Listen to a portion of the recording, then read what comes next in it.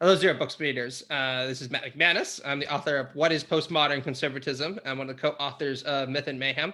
And today I'm here for a very, very interesting interview, actually, with Dr. Igor Shoikhedbrod, who is a professor at the University of Toronto. And amongst other things, he is the author of a new book, Revisiting Marx's Critique of Liberalism. It's a very interesting book. You can check out my review of it for Jacobin magazine with the title What Karl Marx Really Thought About Liberalism. But today we're here to talk a little bit about Igor's book, the differences between liberalism and Marxism, and some of the surprising overlaps, which I have no doubt many of you will find quite spicy. So thanks a lot for coming, Igor. Really appreciate it. Thank you, Matt, for your review and for having me. Of course. So one of the first things that I wanted to ask you is, can you summarize the theme of your book a little bit? What inspired you to write it? What's the kind of bumper sticker message that it's aiming for? And then we'll get a little bit into the weeds of some of the technical details that you go through. Okay, so very quickly, as far as inspiration is concerned, it stems from a certain dissatisfaction that I had with prevailing interpretations of Marx on liberalism, and more specifically his critique of rights, which I argue has been profoundly misunderstood by liberal commentators as much as by Marxists. And so what I wanted to do is to actually look very carefully at these questions, at these topics, at these themes, in order to see if the conventional orthodox interpretation holds or not. And I found through careful textual exegesis, right, archival work as well, that there's a lot of material that tells us that these prevailing accounts and interpretations are profoundly mistaken and one-sided. And that's basically the inspiration for it, at least on the interpretive level. And on the political level is to rethink the role, the place of rights and of legality in the Marxian framework. I think that's kind of the two sides of that coin, as it were. The first interpretive and the second more political, because I'm not simply interested in rehashing old debates. I want to ask what relevance do these debates have for our contemporary political struggles and realities. Excellent. So one of the interesting things about your book, and you gesture towards your own autobiography quite a bit there, which I appreciated, is that you acknowledge that many people come to Marx expecting him to just be a through and through critic of liberalism and the whole concept of liberal rights and liberal legality to boot. And there's a lot of justification for that. And no doubt Marx is a critic of liberalism, as you point out in the book.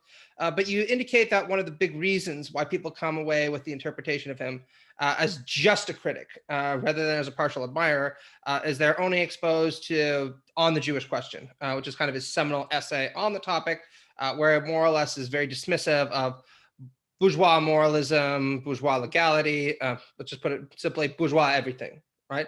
And you say, of course, that this is a seminal essay. There's a lot to learn from it, and we need to read through it very carefully. But you also point out that anybody who fixates exclusively on the viewpoint expressed in that essay will miss the bigger picture of Marx's thinking, both at the time when he wrote On the Jewish Question and later on. So can you talk a little bit about that? Yeah, well, first to take a step or two back, Mm-hmm. even that essay on the Jewish question, it has to be placed in proper context. The great irony, of course, and the great tragedy, I would argue, is that most people, and that includes Marxists, liberals, and other commentators, miss the entire point of that essay, Mm-hmm. notwithstanding its flaws, and we can get into that later, which was written precisely in order to defend the equal rights of Jews. In 1843, Marx recounts in a letter to Ruge that he was approached by members of the uh, Jewish community, Cologne or the Rhineland, asking him to endorse a petition for equal rights. There was a process of de-emancipation. Um, you know, uh, in those circumstances. And there was this battle for equal rights, which were ultimately rejected, as he points out.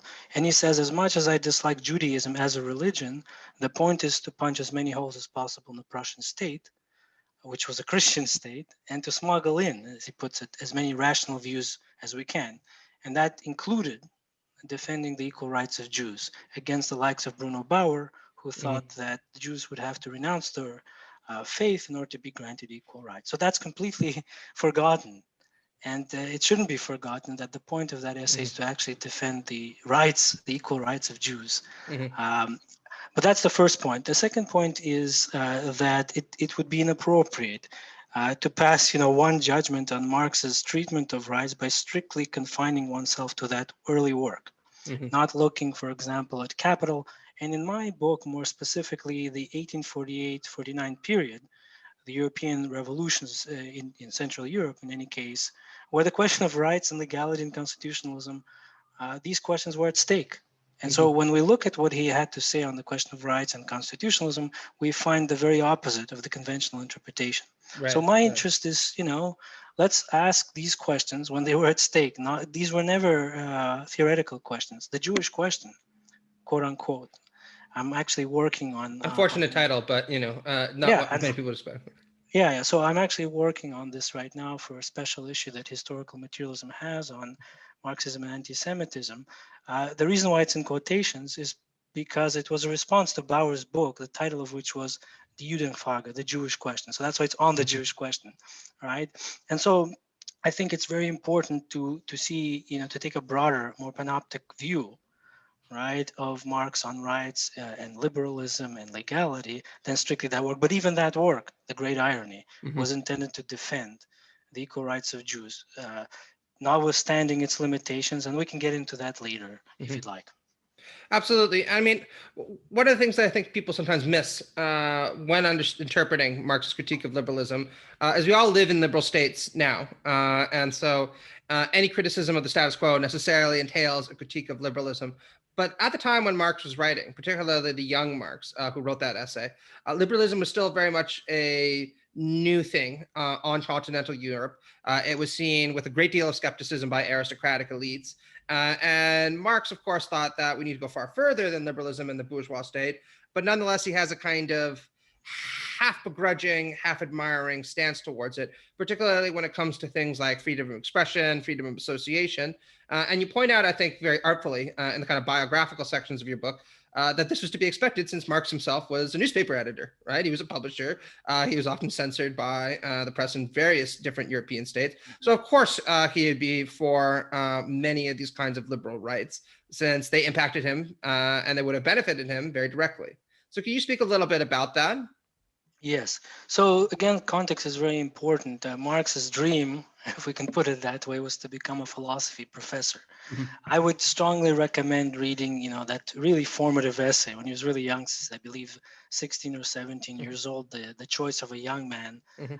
in selecting a career or profession, something along those Mhm. lines, where he already sort of foreshadows to critics, and we shouldn't read too much into this, but the need to reconcile the free development of each and the free development of all, that they don't necessarily have to be at loggerheads, Mhm. right?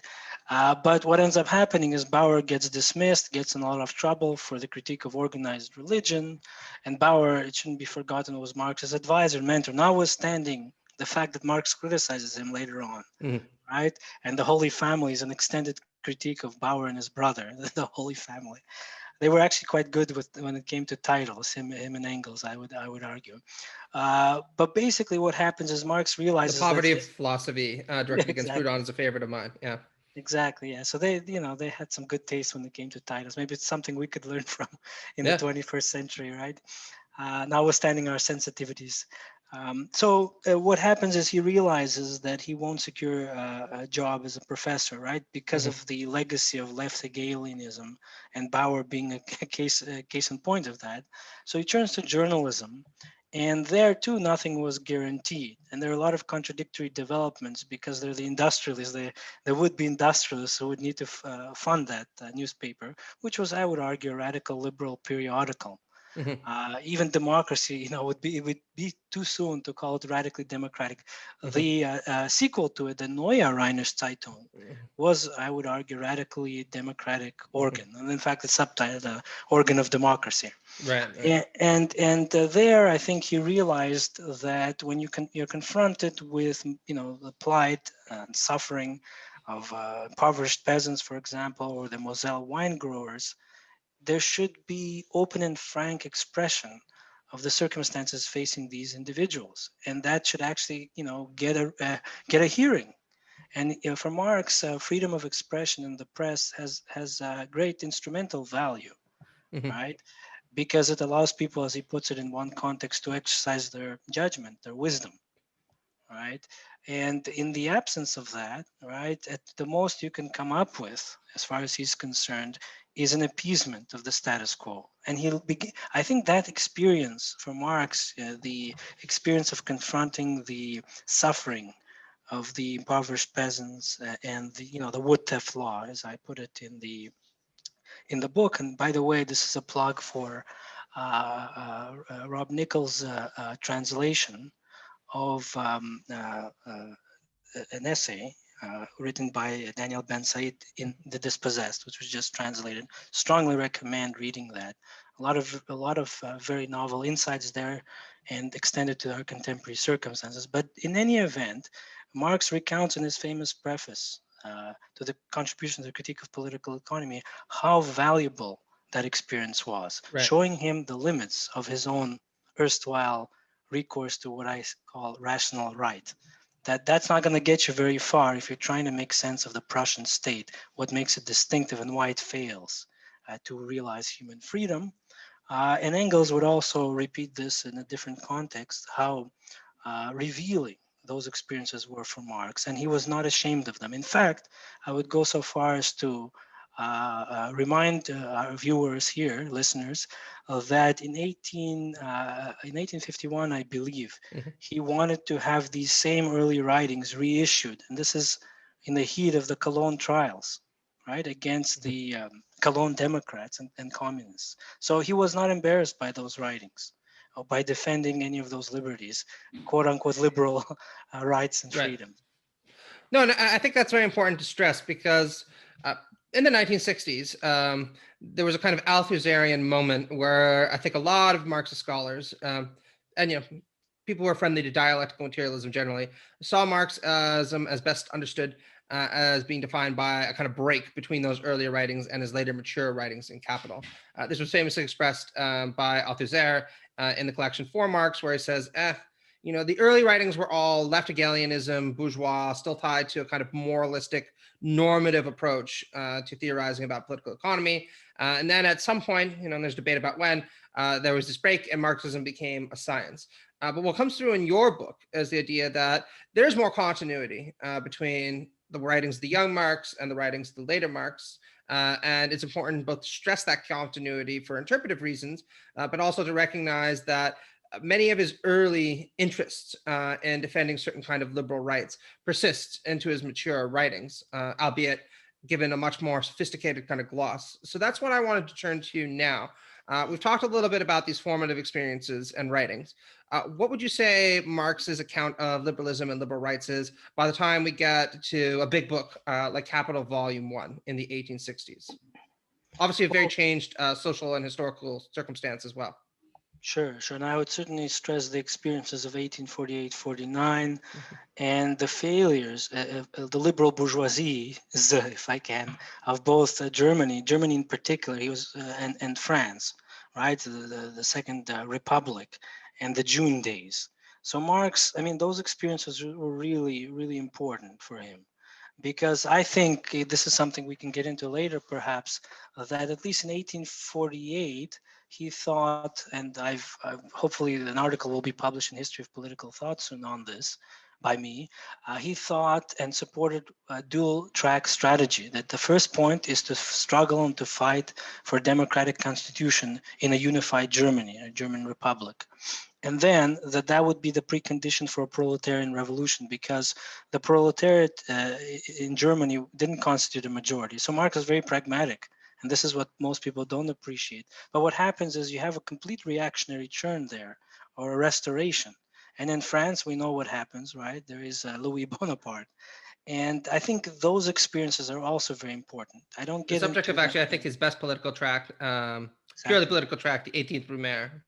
Exactly, exactly. And there, once again, I mean, we miss what's so central. Terrell Carver, I think, has done a good job in his book, Karl Marx, with Polity in 2018, to stress the extent to which Marx actually offers us warnings about the importance and the fragility of democracy against authoritarian assault. right? So those experiences, I would argue, are really important. And then the liberals of those years, the liberal bourgeoisie of those years, actually betrayed those revolutions in his view. We could debate whether or not he was right, whether he exaggerated or not.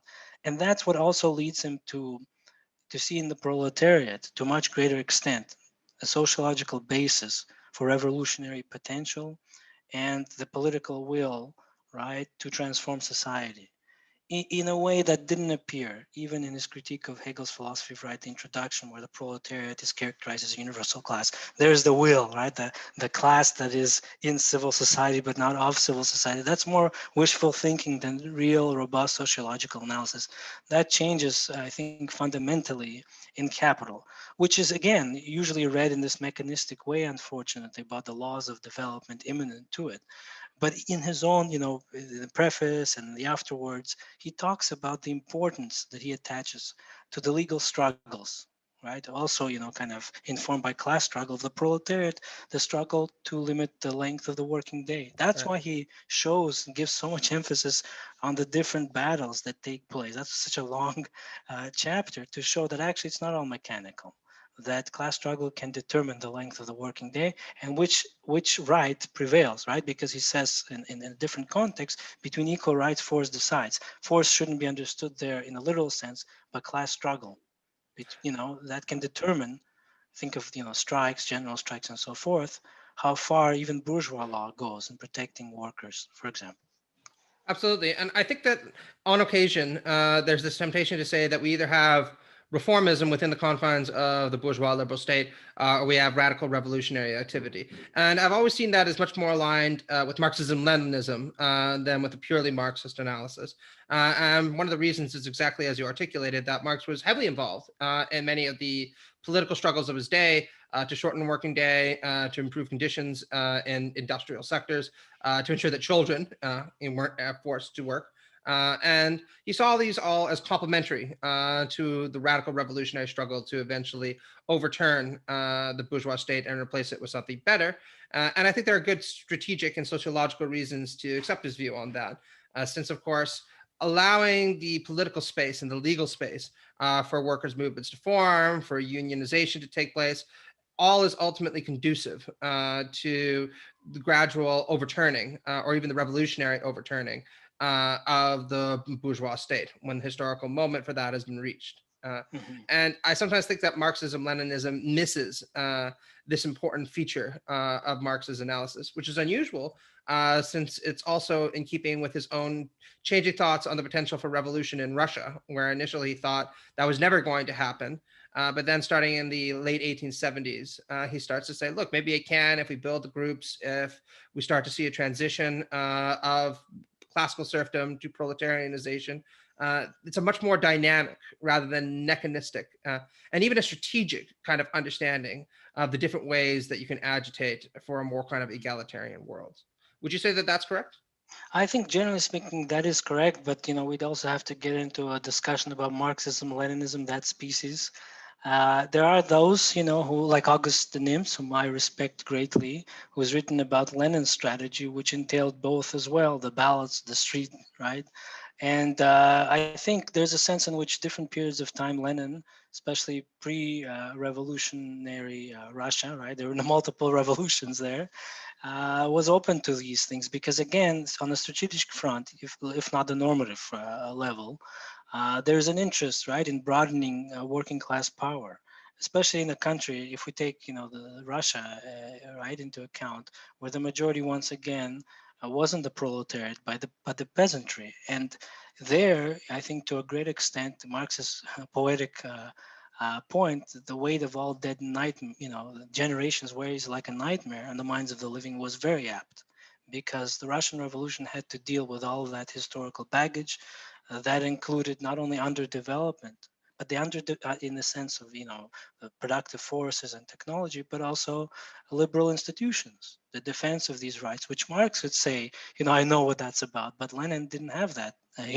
background. There were many revolutionaries and anarchists, Bakunin being one of them. So it's part of that rich legacy, but you didn't have something that, England, for example, or even France later on could take for granted, could lean on, as it were. And that's important because the challenges that were experienced there, we're also products. I don't want to emphasize path dependency too much, but Marx, it seems to me, indirectly and intentionally anticipated this when he argued that the only way, that Russia could bypass capitalism is if the revolution, if it's the village commune or whatever, is supported by revolutions in Europe. But we know what happened. In fact, the German Social Democratic Party, which was the biggest, as far as I know, at the time, right, was really divided internally. And there's the whole, history of what happened with Rosa Luxemburg or Liebknecht as Not to mention well. later the split between the communists and the SPD that contributed vastly to the rise of Nazism, Exactly. unfortunately. Exactly. And so instead of having support from the biggest social democratic party, the Nazis take over, and later Project Barbarossa invade the Soviet Union. So I think, we have to, really, I'm a big defender of looking at the historical context, not excusing it, because we're talking about, people's lives here. But learning from those mistakes, but also from some of the accomplishments, short-lived as they were, right, in the Soviet Union. So I don't have this kind of black and white Cold War perspective. I think it's very unhelpful, and it continues to reinforce, I think, this kind of animosity towards approaching Marx with an open mind. And I think, we don't have to, right, latch onto that history anymore. We're free to a certain extent from it, which should enable us to think about what's living and what's dead in Marx and Marxism. No, absolutely.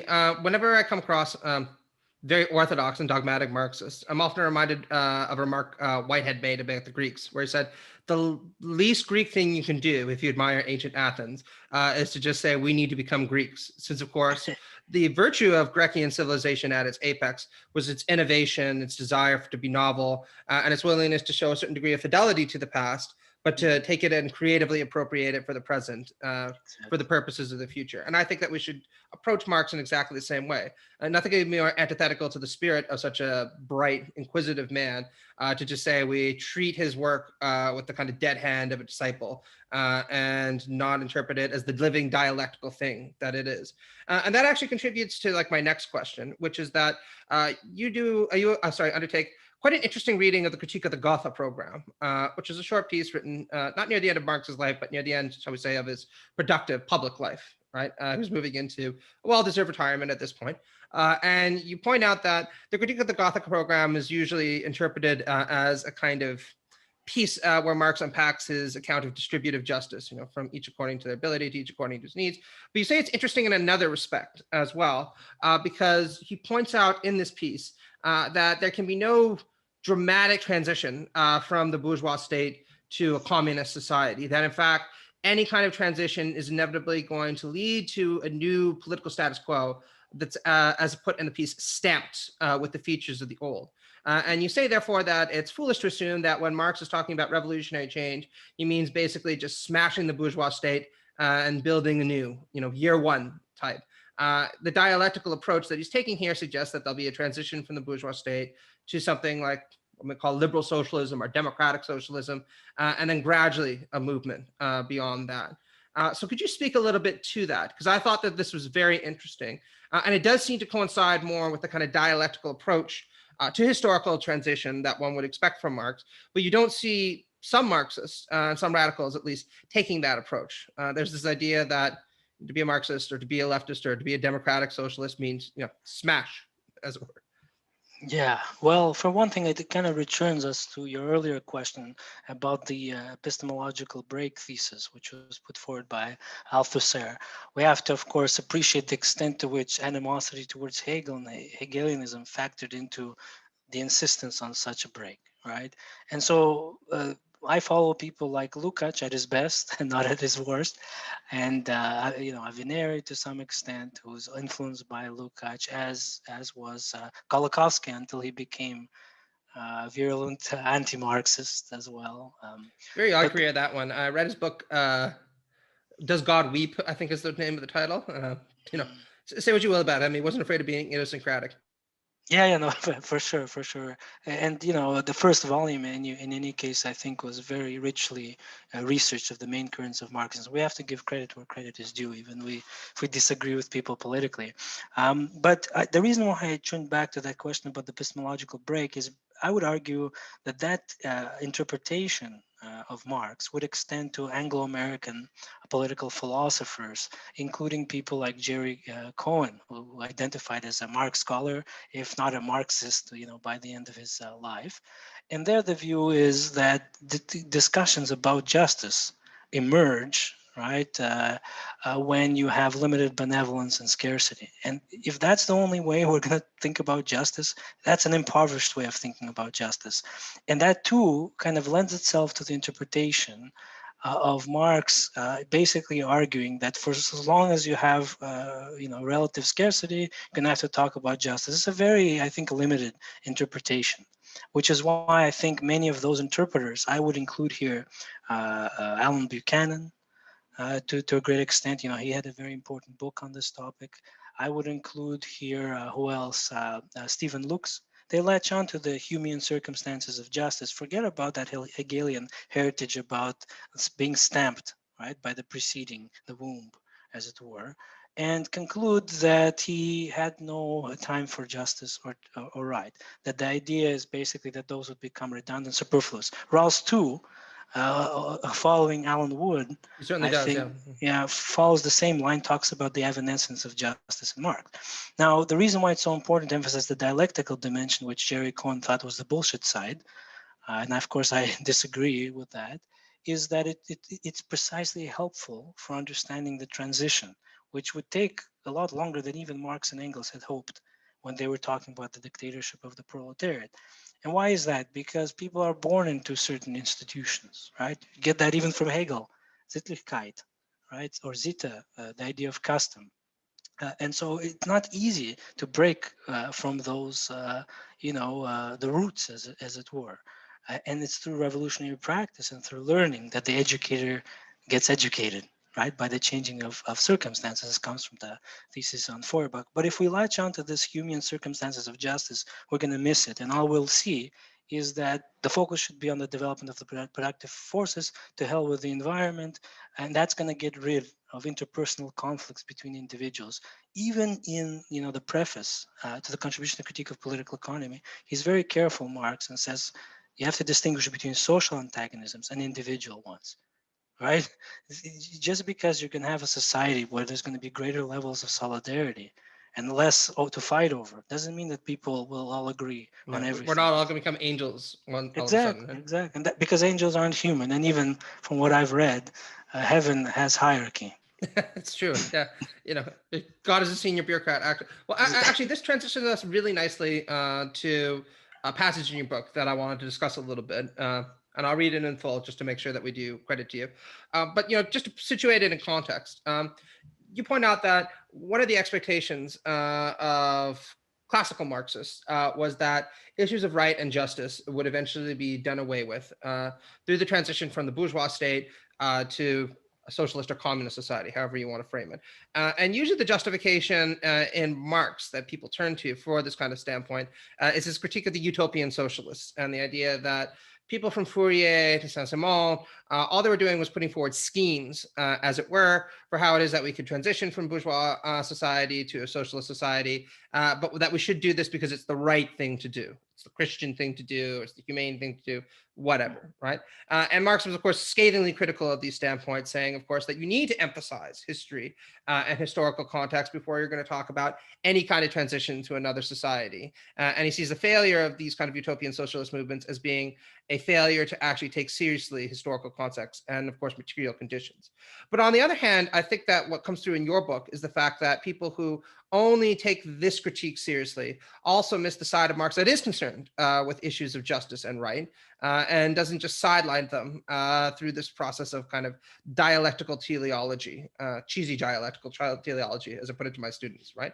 Because you point out that Pashukanis, who's a well-known Soviet scholar, argues, in line with what I'm talking about, that these issues will disappear with the transition to communism. But your response to that, and I quote from the book, is that Although Marx assumes that the development of productive forces under communism will generate levels of material abundance sufficient for meeting the diversity of human needs while decreasing necessary labor time, at no point does he suggest that technical judgments will take the place of ethical and juridical considerations. A mode of production, and I just skipped over a little bit, captures the concrete way in which human beings express themselves in the world based on what they produce and in the manner in which they produce at a given time. And what you're responding to here is the argument of people like Patrick Canis that in the communist or socialist society, justice and right will be superseded by science or technical administration. But you say that's not the case, at least certainly not in the way Patrick Canis would assume. So can you speak a little bit to that? Because I think it's a very interesting, very provocative, certainly almost fiery kind of denunciation of some leftist settled convictions. Right. So the first thing to note, I think, is that, again, there's a parallel between Pashukanis and the kinds of things that Alan Buchanan, for example, says in Marx and Justice, the radical critique of liberalism. For him, right, as for Pashukanis, the juridical questions, all of them, and that also includes ethical questions, will become superfluous. Why? Well, because technocratic planning will solve those problems. Right. So in Pashukanis, the key concept, I think, that is relevant here is technical regulation, right, which is counterposed to the legal form or legal regulation. Now, that's the same interpretation, in fact, that Alan Buchanan, who's a very well-known legal and political theorist, attributes to Marx. This is his interpretation. I'm just surprised that he didn't cite Pashukanis in that context, because that would be more original in that sense. Now, an argument can be made, and I try to emphasize in the book, that Engels, for example, at that moment, was influenced by someone like Saint-Simon, right? The emphasis on the administration of things. But notice the administration of things, not the administration of people. So there's even there's a recognition that the realm of necessity will continue to be relevant. We can't just forget about, how we're going to produce and how things are going to get distributed, right? But that people, individuals, will be treated in a completely different way, not as they are under capitalism. Does that mean that they're going to be devoid of rights? I mean, it's ridiculous in my view. But the reason why this is so important and to push against is because we have to fully think through, right, the kind of ethical, conception of the good, if you will, that's entailed by such a view. Where, and the examples that Pashukanis uses in his general theory of law and Marxism, that if there is a conflict, that conflict will be resolved with recourse to technical expedience. We're forgetting human beings here. We're talking about efficiency and expedience, which are more common to neoclassical economics and marginalists in particular than to a Marxian analysis. So here's where I think it's really important to think about the kind of the good society that Marxism espouses, and that's undeniably normative. The free development of each is the condition for the free development of all. That's not a technocratic view. It's not about technical expedience, you see? And so that's why that chapter actually ends with a discussion of Lukács's ontology of social being and the different value that he assigns to law as a system of mediation or right, recht in this broader sense, because he realized what happens, right, when there is no mediation between different ends, if you will. One individual who wants to pursue activity B, and they're all socialists for the sake of argument, right? But we can disagree, and your project may conflict with mine, and that's where law comes in, right? Or right, socialist right, communist right, to ensure that my project and yours are compossible, as C.B. McPherson would put it. And I think that that's the great danger. Big shout out to C.B. McPherson. Actually, he's passed away, but I'm a big fan. Everyone should check out his book, The Political Theory of Possessive Individualism. Also a good Canadian. So, there's that. And if I may add, Frank Cunningham has a recent book, The Political Thought of C.B. McPherson, with Palgrave Macmillan, which I'm is actually really reviewing handy. that in a few weeks for Jacobin. Yeah. I will let Frank know. Frank is a former teacher of mine, and I'm sure he'll be very happy to hear that. So McPherson is really relevant here too, because he realized that it's important to take the best from liberalism and the best from Marxism and to bring them together. It's not an easy task, but it seems like it's a necessary task, and it's one that's possible. And I think we could find resources for that task in Marx as well. Okay, well, actually, that was going to be the last question I asked you. So I guess We'll put that pin in that until the very end because I think it's a good closer. But okay, so look, I completely agree with you that there are certainly normative dimensions to Marx's argument for socialism and then communism, right? And I think that the failure to acknowledge that has actually contributed to a lot of conceptual confusions on the part of orthodox Marxists and many Marxists to this day. So, for instance, you could buy into a teleological interpretation of Marxism that sees socialism as inevitable, but that wouldn't necessarily give you a reason to look at that as a future that we should regard as meritorious. Somebody like Arthur Schumpeter, who was arguably a libertarian economist, also agreed with Marx that socialism was the way of the future and thought that this was a horrifying thing. Right, that it was going to lead to the stifling of the kind of creative, destructive engine of innovation that had driven human society forward from at least the Enlightenment to the modern era. And so we should all look forward to our inevitable socialist future with a lot of trepidation, right? And in order to argue against these kinds of figures, we often make a case, as you put it, that socialism, democratic socialism, or liberal socialism, as I prefer it, is actually going to be better. That it's something that we should appraise normatively as an improvement upon the classical liberal state, right?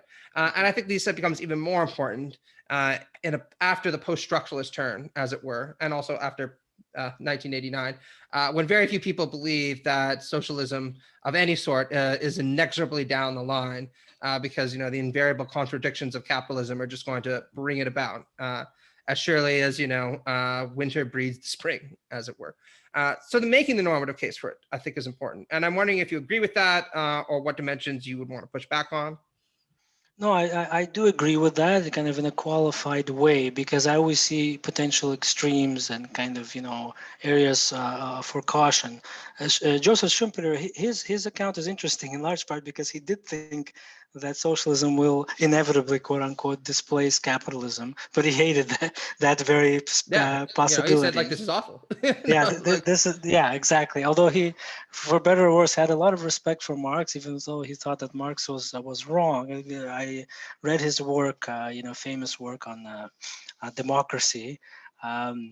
Recently for a course that I taught in political economy. But even he, it's funny, it identifies a certain, let's say, logic within capitalism that pushes in that direction, right? Greater socialization, cartels, right? That's really fascinating, especially if you're going to compare someone like Schumpeter with Weber, and if you're going to compare them with, other thinkers as well in the Marxist tradition, political economists in particular, right? To think about what that would entail institutionally, that kind of logic. But I think the reason why I mentioned extremes is because I think of someone like Jerry Cohen, for whom I also have a lot of respect. Sounds well. Yeah, and I'm also working on a paper that looks at an essay that he wrote called for the New Left Review, republished in many different times in different books, called "The Future of a Disillusion."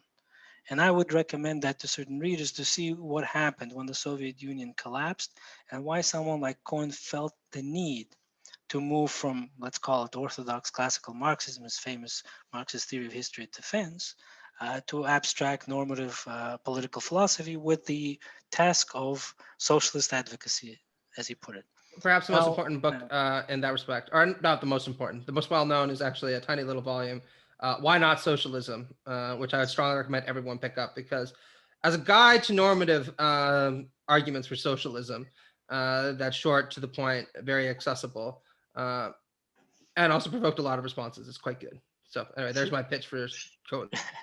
Sure. So, and there's continuity between the essay that I mentioned, 1991 essay on the future of a disillusion, and Why Not Socialism, which was originally published in a collection, the University of Toronto Press, on what was it, something to do with democratic equality, what went wrong, which was, this is the political dimension, edited by Broadbent, believe it or not. And then it appears as this tiny, check it out. Then it appears as this tiny book. with Princeton University Press, without the footnotes, unfortunately, in that edition. So one thing that I really like about Cohen is that he took on and engaged critically with liberals, with libertarians, right? Nozick, Rawls, and so on. And there, I think he made a lot of original and helpful interventions from which socialists should learn. On the other hand, there's a part of me that really dislikes that abstract turn to normative political philosophy, because it also gave up on bringing together the critical analysis of facts, as Marx puts it in Capital, right? As opposed to writing recipes for the cookshops of the future, the normative ought, right? That's not connected to the practical is, or how we're going to get to the normative ought. And that meant, at least in Cohen's case, a complete, I think, rejection or at least neglect of political economy. And that's something that I wouldn't want to, commend, because I think it ends up leading to, good charges against Cohen, like Kai Nielsen, who also passed away recently, a great Canadian American philosopher, who, calls Cohen Platonic socialists, right? Because Right, right. there's no, That's the pretty true. emphasis on facts, right? Just kind of disappears. For Cohen, the most important thing is getting justice right, or equality right, the principles. Never mind the institutional considerations. Socialism, I think, in the 21st century cannot take such a path. I think I agree with Cohen that socialists, Marxists in particular, have to be clear as never before about norms and principles, but not at the expense of political economy, institutional considerations, and factual ones. It's precisely our, if I can speak for us, quote unquote, right, concern with the injustices, moral arbitrariness of the world that gets us to try to make sense of the world in order to change it, right? Or to change the world, not merely to interpret it. And then to say that, the facts about the world shouldn't factor into our understanding and defense of principles strikes me as misguided. So we have to once again take the best from Cohen, namely being clear about principles and not simply dumping on normative political philosophy. That doesn't help anyone.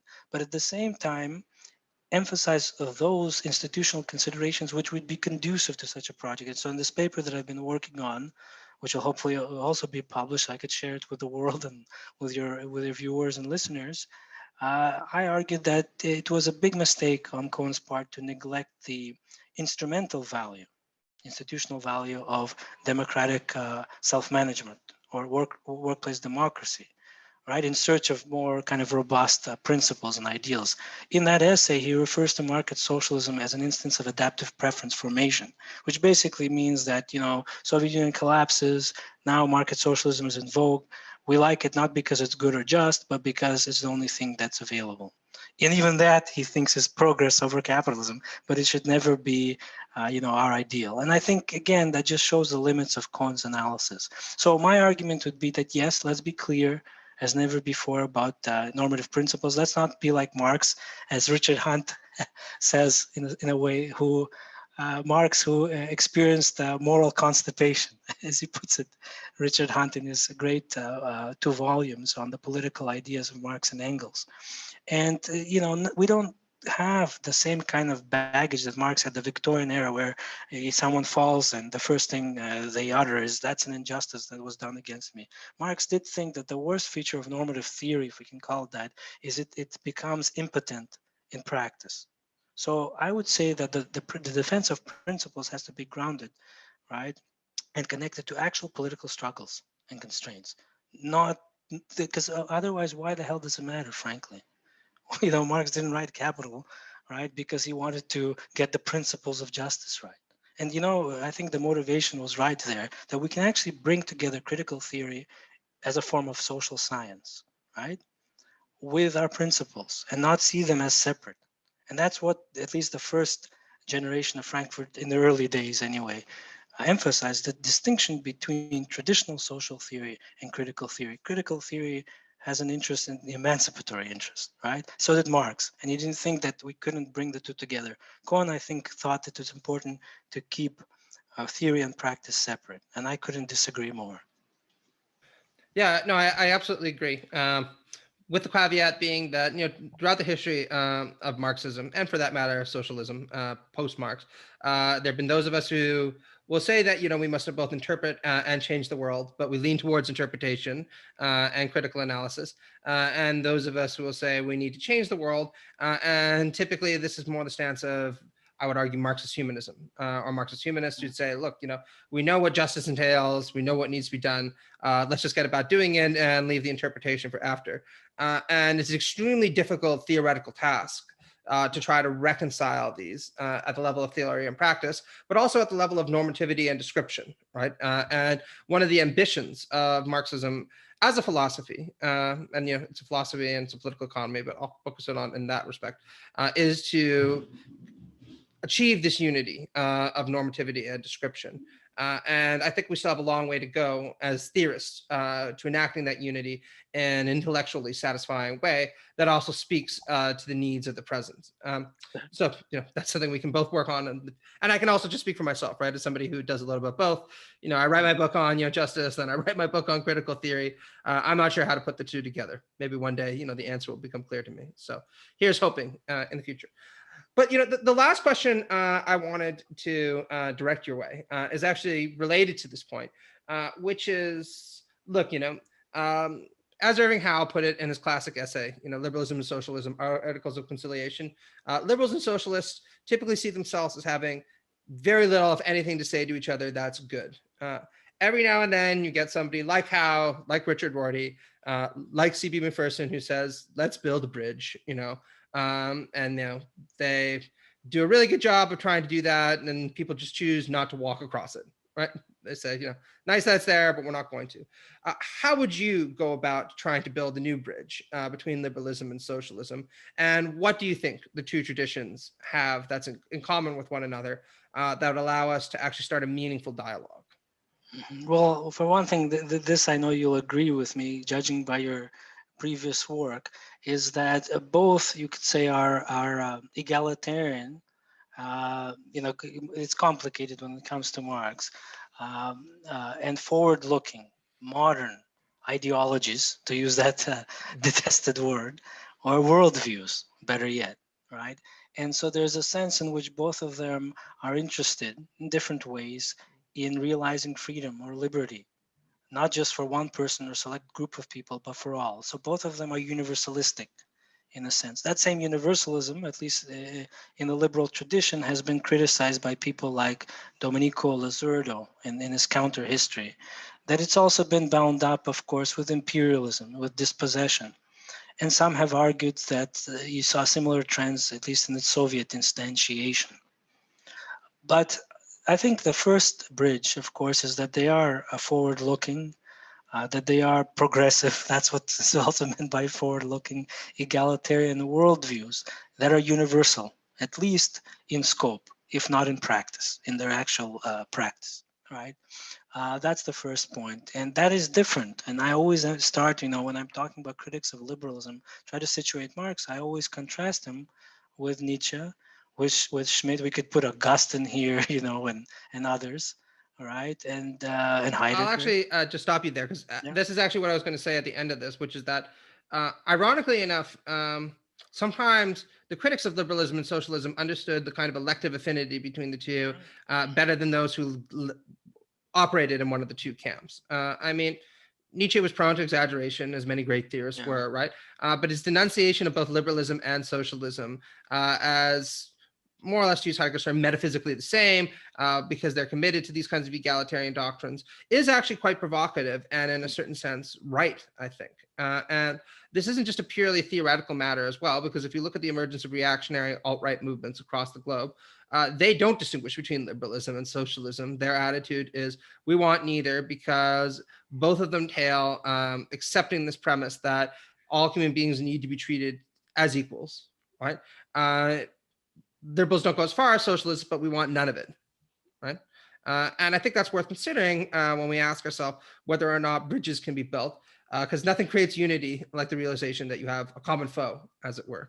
Mhm. But if I may add, we have to be careful, right? Because the realization of a common foe was also the inspiration of Schmidt's friend-enemy That's true. distinction, right? We have to be careful what we are playing with fire, as it were. But it certainly, I think, connects to class struggle, right? There is a certain enemy, or at least something that should be fought against, right? Not individuals. If it's a class and a certain structure of property relations, yes, we have to be very clear about that. And I think you're right about Nietzsche. The reason why I enjoy reading Nietzsche, not only because he's a great writer, but he shows us the stakes of this debate. And you're right to say that for him, right, the slave revolt in values and in morality continues and is secularized, and he makes it very clear in Beyond Good and Evil, reaches its apotheosis in socialism, the creature of equal rights claims, right, which he detests because the Ubermensch can't allow for. I think you're muted. Oh, sorry. As he called it in The Will to Power, Christianity with Rousseau was his denunciation. Yeah, exactly. So, I think it's really important to first of all admit that, to distinguish if we're talking about Marx anyway or Engels here from these other critics of liberalism, and that yes, it's an imminent critique of liberalism, but it's also an attempt to show why it must go beyond, its proprietary fetishism, and how that proprietary fetishism actually undermines liberalism's own ideals, and has to, if it's going to be, if it's going to be taken seriously. So I think that's really important too, because politics, as you and I both know, it entails compromise, but it also means taking a stand.